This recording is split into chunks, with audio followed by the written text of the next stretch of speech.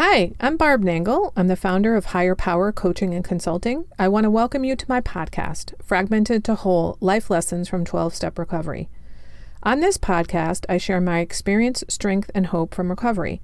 I don't support or endorse any particular 12-step recovery fellowship, and I don't claim to speak for any of them either. My hope is that you will find my words helpful in some way, whether you're in recovery or not. This is episode 101, Why We Sabotage the Thing We Want, or the things we want, and how to stop.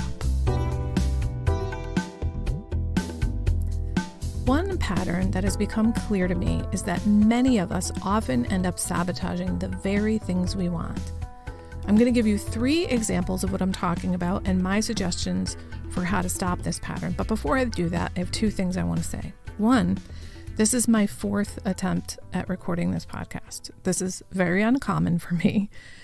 And I am so grateful that I'm in recovery because I just assume that there was something that I said or didn't say in my previous attempts, or that I'm about to say that somebody really needs to hear, and God knew that.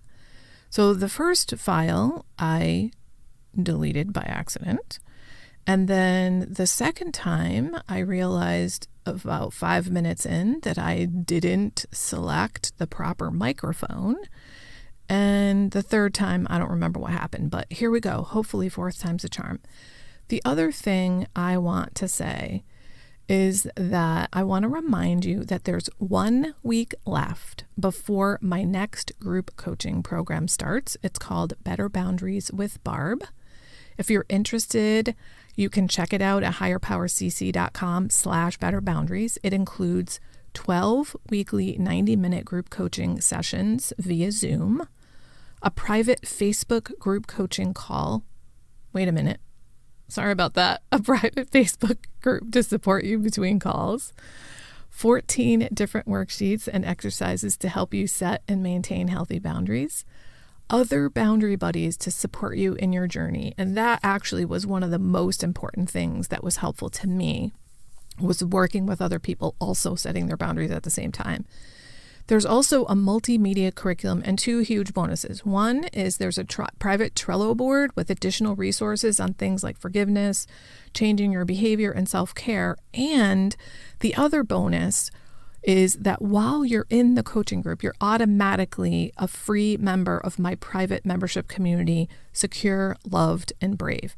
And that group, among many things, features 2 coaching calls per month, plus a shit ton of other amazing resources.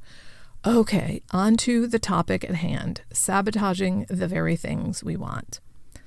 The first example comes from a client of mine. He was thinking about his relationships with other young men back when he was in high school. He's in his mid-30s now. The thing he really wanted from these friendships, or the things, were security, belonging, identity, and validation. He was looking to these other guys for models of what healthy masculinity meant. What ended up happening was those friendships broke apart, and they didn't just plain end. He ended up getting bullied by those friends, or some other really shitty way of ending the friendships. He lost his security, his sense of belonging. He was no longer identified as part of the group, and he was invalidated by those very friends. All of the things he was seeking, he didn't get. And while we were working together, he realized that he sabotaged them because he wasn't authentically there in the relationships. He had an end goal in mind from those relationships. He was seeking something and manipulating to try to get that. He wasn't in those friendships to give, he was there to get. Now, mind you, this was all he was capable of at the time. So this is info, not ammo for him. It's information for him to learn and integrate about himself now. It's not ammunition to beat himself up. And learning this information, seeing this pattern, has been incredibly instructive for my client. The second example comes from 12-step recovery. I first heard about this from a friend of mine in my first few months in recovery. I've now heard it repeatedly from other people, and in fact comes from the big book. But The way my friend talked about this was in regard to the 4-step inventory. And the way he talked about it was this: we have God-given instinctual drives. In other words, we're supposed to have these drives. These include things like security and personal reputation. And when those drives get out of whack, we act out of our defects of character. Or when we act out of our defects of character, those instinctual drives become out of whack. Either way, what ends up happening is the very thing we seek, we often sabotage. That is, when we seek the fulfillment of a God-given instinctual drive, we sabotage it when our defects of character get involved. For example, let's say that your reputation is something you want to enhance, and in order to enhance your reputation, you embellish about your accomplishments. Or maybe you outright lie to people to make them think certain things about you. Well, what happens is that your reputation gets ruined when people find out who you really are and that you've been lying. The thing that you were trying to create, the thing you were trying to enhance, your reputation, is the very thing you ruin. The third example comes from one of my recovery programs. And in that program, a very common fear that many of us have is of abandonment. What's really ironic is that we fear abandonment. We want people we're in relationships with to not abandon us. Yet, what we do frequently is abandon ourselves. By abandoning ourselves, we build abandonment right into every relationship because we're not really there in the relationship. The real us is not in the relationship. So we end up attracting and being attracted to people who abandon us. So the very thing we want to not be abandoned is not what we get. So how do we get over these patterns? As with everything we want to change, it starts with awareness that this is even happening. I've said many times on the podcast, my greatest gift of recovery is understanding my part in things. And the reason that's the greatest gift is so I can fucking stop doing them. I had no idea what I was doing to create and recreate dysfunctional relationships and patterns and chaos before I got into recovery. This is despite being an incredibly introspective person with decades of therapy, tons of self-help shit that you can't even imagine. For example, I trusted people who were untrustworthy and then blamed them for being untrustworthy. Meanwhile, my part is that I trusted these people in the first place.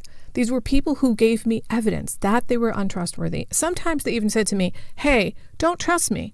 And I acted like, well, if I just love them enough, then they'll turn into a trustworthy person. If you're anything like me, I was seriously mired in victim mentality when I came into recovery. I didn't know it, though, of course, I could spot other victims and their victim mentality 10 miles away because I was going to fix and rescue them. But this notion of blaming people for being untrustworthy when I'm the one that actually trusted them and kept hanging out with them, that is victim mentality. That's me thinking it's them. It's not me that's the problem. Now, if any of this strikes a chord with you, there are likely things that you're doing that are sabotaging the very things you want. But you disguise that, you hide it by blaming other people. So step 1 is to realize the pattern, and step 2 is to start negating the pattern, to change it. So, what are the behaviors you're doing that are sabotaging the very things you want? It's going to be different for all of us. For me, it was things like not taking good care of myself, putting other people first, draining myself of energy, using substances and codependent relationships. Again, the first step in stopping this pattern is to realize it's there, and hopefully this episode has brought that to your attention. And the second step is to stop it.